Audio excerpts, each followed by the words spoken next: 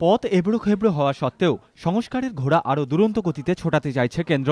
এই রেস ধরেই বৃহস্পতিবার কেন্দ্রীয় মন্ত্রিসভার বৈঠকে পেনশন ও বিমা ক্ষেত্রে প্রত্যক্ষ বিদেশি বিনিয়োগকে ছাড়পত্র দেওয়া হতে পারে বলে সূত্রের খবর। প্রণব মুখোপাধ্যায় কেন্দ্রীয় অর্থমন্ত্রী থাকাকালীন পেনশন ক্ষেত্রে প্রত্যক্ষ বিদেশি বিনিয়োগের প্রবেশ এবং বিমা ক্ষেত্রে এফডিআইয়ের মাত্রা ২৬% থেকে বাড়িয়ে ৪৯% করার প্রস্তাব দিয়েছিলেন, কিন্তু তৃণমূল সহ বিভিন্ন দলের বিরোধিতার জেরে তখন সরে আসে কেন্দ্র। বিজেপি সাংসদ যশবন্ত সিনহা নেতৃত্বাধীন সংসদের অর্থ বিষয়ক স্থায়ী কমিটি পেনশনে বিদেশি বিনিয়োগের পরিমাণ ২৬% বেঁধে দেওয়ার সুপারিশ করেছিল। প্রথমে তা মানতে অস্বীকার করলেও পরে কেন্দ্র তা মেনে নেয়। তাই পেনশনে ২৬% প্রত্যক্ষ বিদেশি বিনিয়োগে কেন্দ্রীয় মন্ত্রিসভা ছাড় দিলে বিল যখন লোকসভায় আসবে তখন বিজেপি আদৌ বিরোধিতা করবে কিনা তা নিয়ে সন্দিহান রাজনৈতিক মহল।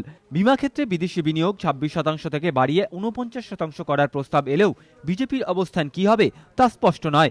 তবে সদ্য ইউপিএর সঙ্গে সম্পর্ক বিচ্ছিন্ন করা মমতা বন্দ্যোপাধ্যায় যে বিরোধিতা করবেনই তা স্পষ্ট করে দিয়েছেন।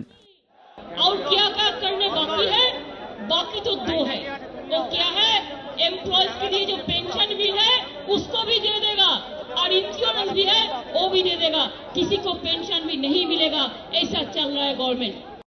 তবে মমতা আপত্তি করলেও কেন্দ্রের সংস্কারমুখী পদক্ষেপে অবশ্যই খুশি শিল্প মহল।